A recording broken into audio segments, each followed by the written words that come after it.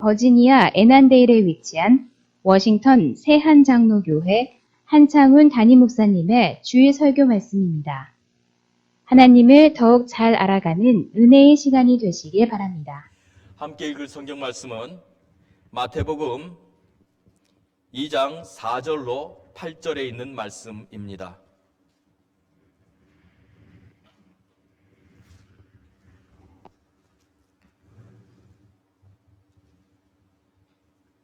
같이 한 목소리를 읽어보겠습니다. 왕이 모든 대제사장과 백성의 서기관들을 모아 그리스도가 어디서 나겠느냐 물으니 이르되 유대 베들레헴이오니 이는 선지자로 이렇게 기록된 바 또 유대 땅 베들레헴아 너는 유대 고을 중에서 가장 작지 아니하도다.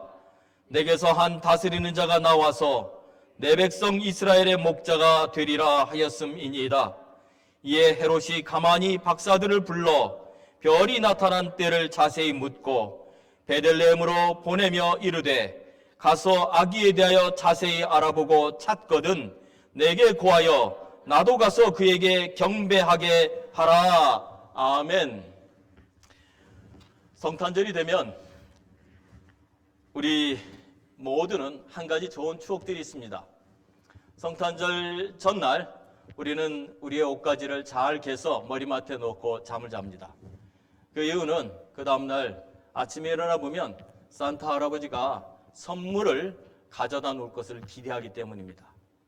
또 어떤 집은 아마 양말을 걸어 놓기도 하겠지요. 아침에 보면 옷가지에 가지런히 놓여있는 선물들을 보게 되죠.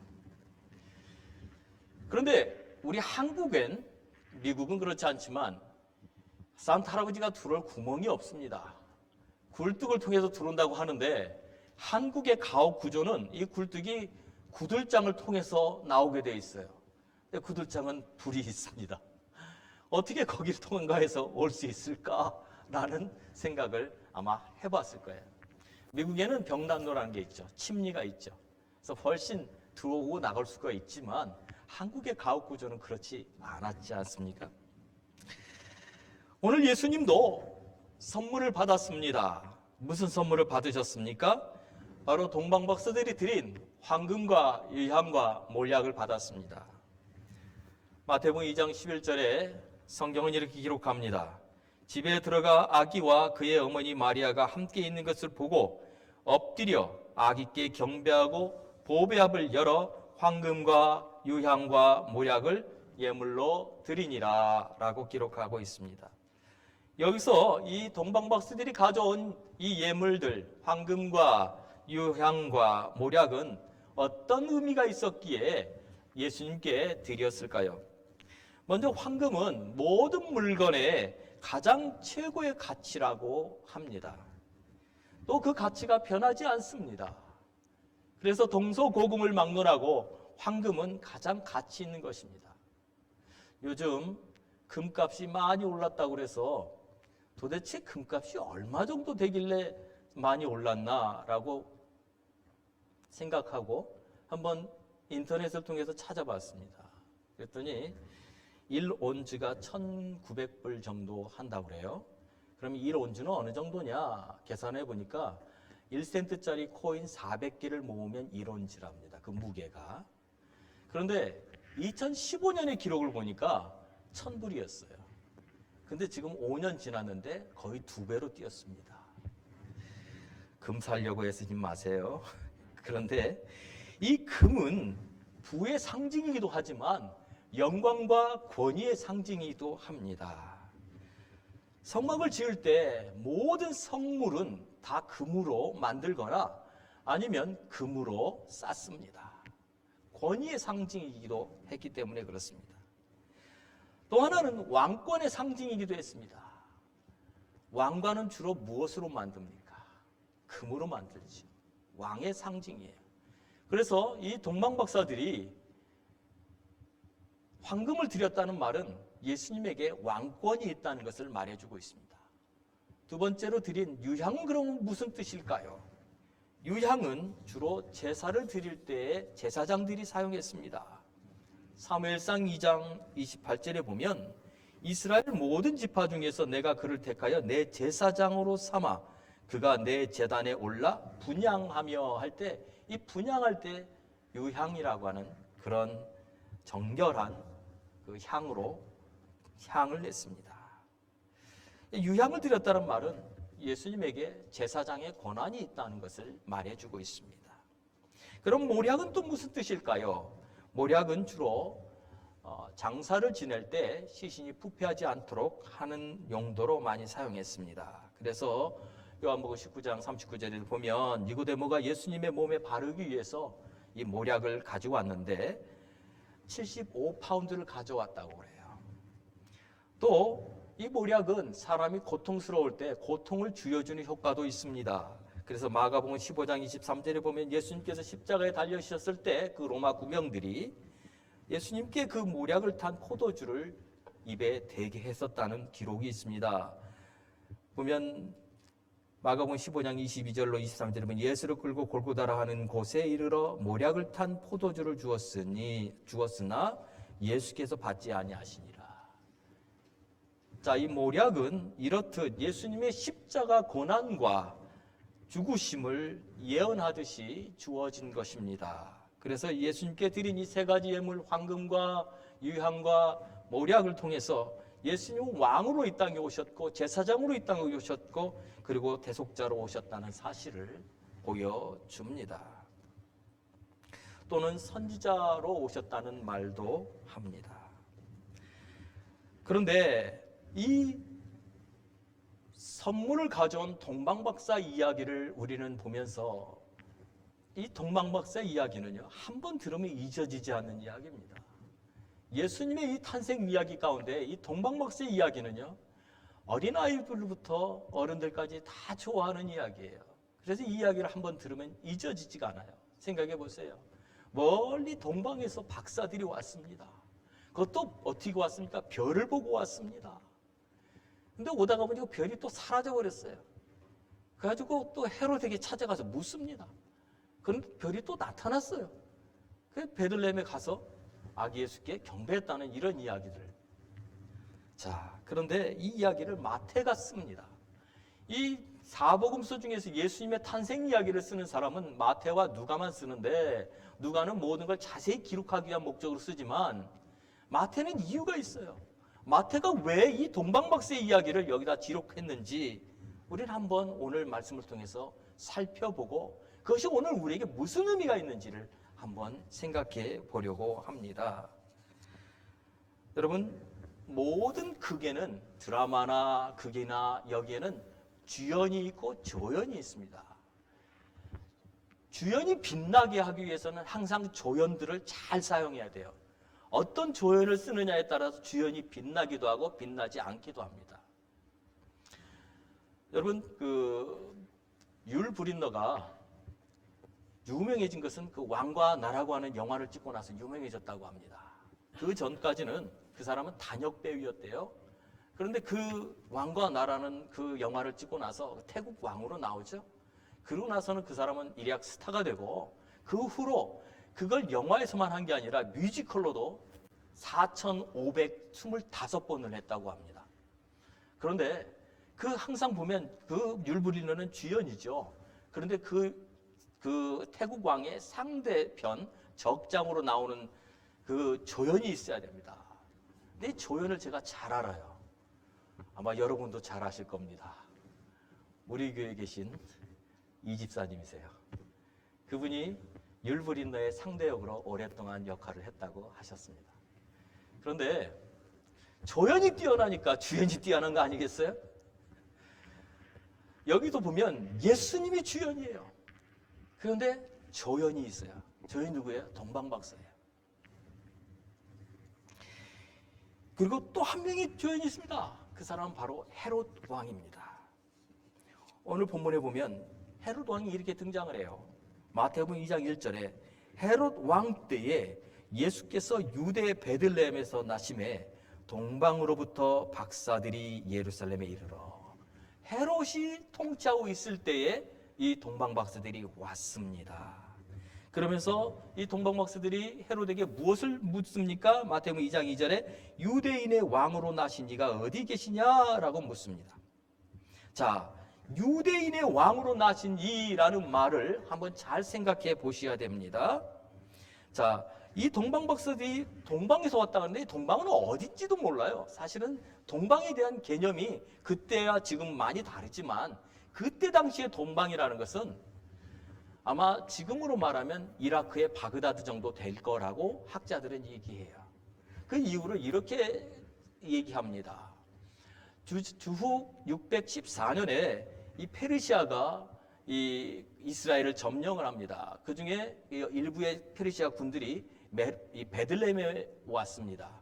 그리고 베들레헴에 있는 모든 건물을 다 무너뜨렸는데 딱 하나 유일하게 무너뜨리지 않은 건물이 하나 있었답니다. 그게 바로 예수 탄생 기념교회랍니다.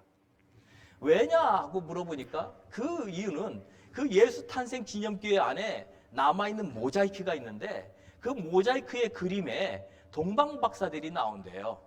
근데 이 동방박사들이 입고 있는 이 옷이 옛날 페르시아 사람들이랍니다. 그러니까 페르시아 군들이 와서 보니까 이거 우리 조상들인데? 우리 조상들이 여기 와서 경배를 드렸네? 그래서 그 건물만 그대로 온전하게 남겨두었다는 이야기가 있습니다. 그래서 사람들은 이야기하기를 아마 동방박사는 페르시아 사람들이었을 것이다 라고 이야기를 한다고 해요. 자, 그런데 이 동방박사들이 이 헤로데에게 와서 물어본 게 유대인의 왕으로 나신 이가 어디 계시냐라고 물어봤다는 거죠. 그것을 누구에게 물었어요? 헤로데에게 물었어요. 근데 여러분, 헤롯이 누구냐면 유대인의 왕입니다. 헤롯은 절반의 유대인의 피와 절반의 이두메 사람의 피가 섞여 있는 사람이에요. 그가 이 유대 땅을 통치하기 위해서 로마 원로원들에게 무엇인가를 브라이브를 했더니 어떻든지 원로원에게 신임을 받아서 유대의 통치자가 됩니다. 기원전 40년이죠. 그리고 나서 기원전 37년에 그가 로마로부터 유대인의 왕이라는 칭호를 얻습니다. 그런데 그 유대인의 왕이라는 칭호를 지키기 위해서 그는 수많은 사람들을 죽여요. 이 전승에 의하면 유대인의 사내들인 회원들의 절반가량을 죽였다는 얘기도 있고 또 자기의 부인도 죽이고 자기의 장모님도 죽이고 그리고 심지어는 자기 아들에게 왕위를 물려줬다가 그 아들도 죽이고 자기가 다시 또 왕위를 계속 했다는 기록이 있어요. 그리고 심지어는 말하기를 사람들이 이 헤롯이라는 사람이 너무나도 포악하고 악하니까 아무도 좋아하지 않다는 걸 본인도 알아요. 그래서 자기가 죽게 되면 아무도 울지 않을 것이라는 것을 그가 알고 있었기 때문에 명령을 내리기를 이 유다에서 덕망 있고 존경받는 많은 사람들을 감옥에 가두라 그러는 거예요. 이유는 자기가 죽는 날 그 사람들도 다 같이 죽여라 라고 명령을 했습니다. 그러면 모든 사람들이 자기를 위해서 울지는 않더라도 그 사람들을 위해서는 울는 그날이 되지 않겠느냐라는 게 헤롯이라는 사람이었어요. 자, 그 사람에게 이 동방박사들이 찾아와서 한 얘기가 뭐냐면 유대인으로 왕으로 나신 이가 누구냐? 어디 있느냐라고 물었다는 겁니다. 생각해 보십시오. 지금 그 사람은 자기의 그 유대인의 왕이라는 자리를 지키기 위해서 수많은 사람을 죽인 사람인데 이 동방박사는 아무도 모르고 그에게 와서 유대인의 왕으로 나신 이가 있다는 거죠. 얼마나 두려웠겠습니까? 그래서 헤롯이 한 게 뭐예요? 결국에는 유대인의 왕이 누군지를 알기 위해서 누군지를 알 수가 없으니까 나중에 그 베들레헴에 있는 사람들 그 중에서 그 때를 기준해서 2살 미만으로 모든 아이를 죽인다는 얘기가 마태복음 2장 16절에 나와 있습니다. 이에 헤롯이 박사들에게 속은 줄 알고 심히 노하여 사람을 보내어 베들레헴과 그 모든 지경 안에 있는 사내 아이를 박사들에게 자세히 알아본 그 때를 기준하여 2살부터 그 아래로 다 죽였다라는 말이 나오죠. 자기의 자리를 지키기 위해서 다른 사람들의 목숨을 아끼지 않았던 사람이 바로 헤롯이었어요.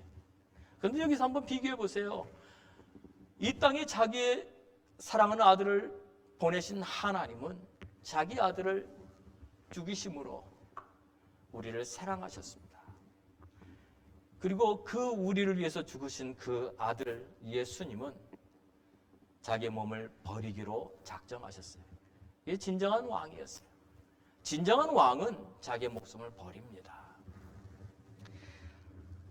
자, 동방박사들이 이 땅까지, 이 베들레헴까지 이 오랜 여행을 했는데 그 여행이 그렇게 쉬운 일은 아니었을 거예요.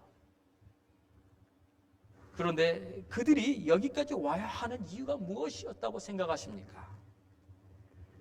그것은 경배하기 위해서 왔습니다. 별을 보고 왔습니다. 그 별을 보고 온 그들은 점성술사가 아니에요. 그들은 학자들이었어요. 한 시대를 보는 사람들이었어요. 별을 통해서 그들은 시대가 어떻게 움직이는지를 볼 수 있는 그런 해안을 가진 사람들이었어요.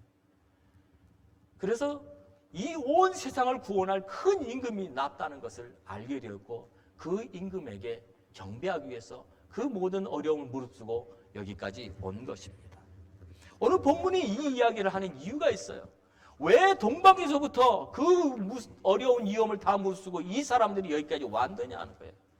이유는 이거예요. 예수 그리스도는 유다 사람들만을 위한 구세주가 아니라는 거예요. 예수 그리스도는 온 땅의 모든 사람들의 구세주로 이 땅에 오셨다는 것을 동방박사들이 와서 경배함으로 증명하고 있습니다. 유대인들을 위해서 지금 마태복음을 적는 거예요.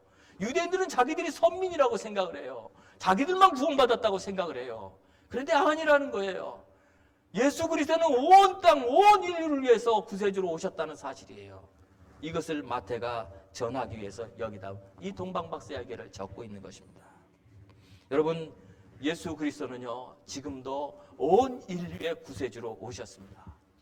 그분은요, 지금은 예수님을 모르는 저 중동에 있는 모슬렘들이나 또는 중국에 있는 사람들이나 심지어는 북한에 있는 저 영혼들에게까지도 예수 그리스도는 구세주로 오셨습니다. 예전에는 북한에서 탈북한 사람들이 많지 않았어요. 근데 요즘 많이 탈북합니다. 지금 한국에 들어와 있는 사람만 해도 34,000명 정도가 된다고 그래요.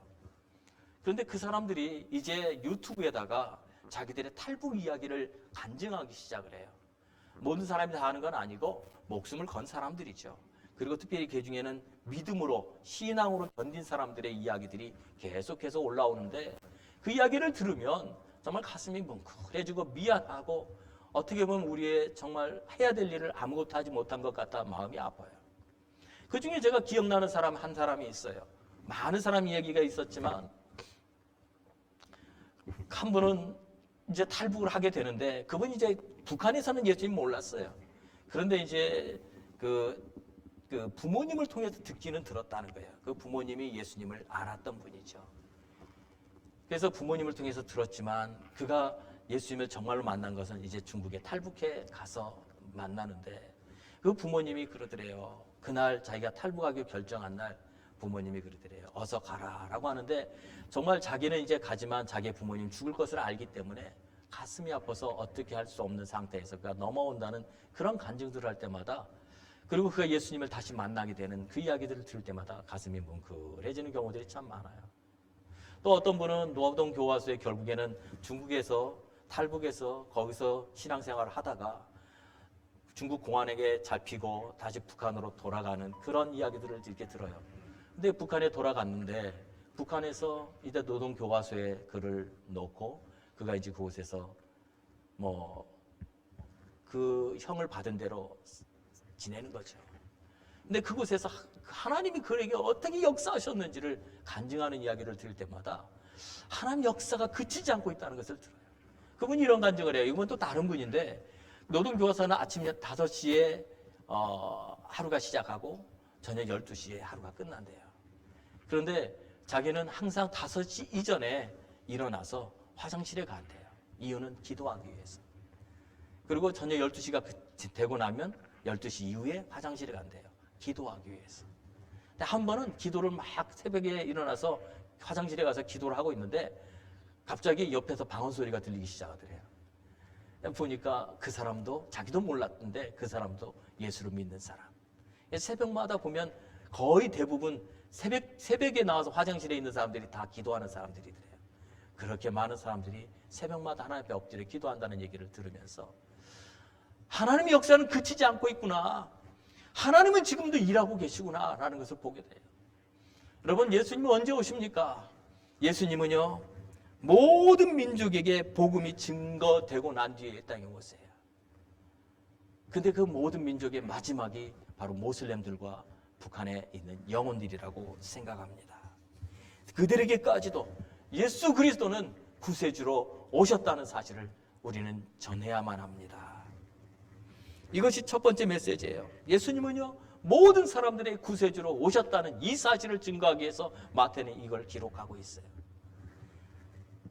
두 번째는요, 동방박사들이 이제 예수님의 탄생을 위해서 예배하기 위해서 이곳에 왔습니다.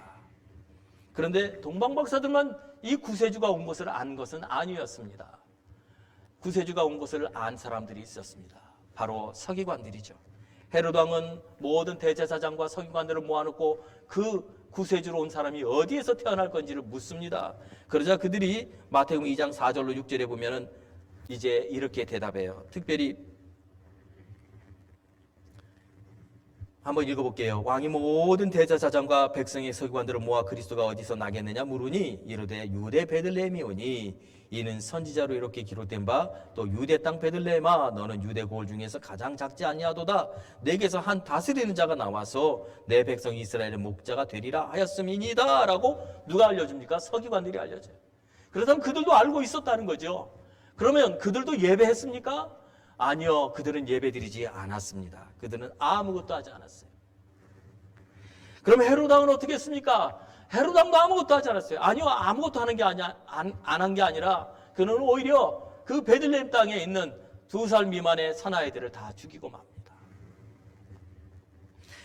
헤롯 왕이 동방박사들에게 그 아이가 어디서 태어난지 알면 자기한테 알려달라고 하죠. 그 이유가 뭐예요? 나도 가서 경배하기 위해서. 마태복음 2장 8절을 보면 베들레헴으로 보내며 이르되 가서 아기에 대하여 자세히 알아보고 찾거든 내게 고하여 나도 가서 그에게 경배하게 하라 그랬어요. 그러나 그는 경배하지 않았습니다. 오늘 우리에게 주신 두 번째 메시지는요, 이 성탄이 왜 우리에게 주어졌고 이 성탄을 맞이하는 우리의 자세는 무엇이어야 되느냐는 거예요. 경배라는 것이죠. 예배라는 것이에요. 마태가 이 복음서를 기록한 목적은요, 온 세상에 구주로 오셨다는 것뿐만 아니라 우리는 예배 드려야 된다는 것을 말씀하고 있는 거예요. 사람들은요, 크리스마스가 되면 분주해집니다. 또 연말이 돼서 그런지 모임도 많아요. 물론 금년에는 팬데믹으로 해서 그렇게 많은 모임을 가질 수 없음에도 불구하고 그러나 줌이나 여러 가지 통해서 모임은 계속되고 있습니다. 근데 정말 중요한 게 뭐예요? 예배가 없는 성탄을 드려서는 안 된다는 거죠. 예수님께서 이 땅에 오시지 않았다면 우리는 하나님으로부터 아무런 관계가 없는 사람들이에요. 우리는 아직도 죄인으로 살 수밖에 없는 것이고요. 우리는 하나님과 이런 아름다운 관계를 가질 수가 없어요. 하나님 어떻게 아버지라 부를 수 있어요? 하나님 주시는 은혜를 우리가 어떻게 경험할 수 있어요? 예수님이 이 땅에 오셨기 때문에 오늘 우리가 그 은혜를 경험하며 사는 것인데 그 예수님 오신 이날 우리는 너무나 바쁘다는 것이죠. 경배가 없는 예배가, 경배가 없는 성탄절이 되어서는 안 된다는 것입니다. 이것이 오늘 우리가 이 성탄이 이제 앞으로 2주 안에 있습니다. 성탄을 맞이하면서 이 아름다운 그 추리나 또는 이 장식이나 이런 걸 보면서도 우리의 마음에는 경배가 있어야 된다. 정말 합당한 예배, 하나님 앞에 드려야 되는 합당한 예배가 우리 가운데 있어야만 할 것입니다.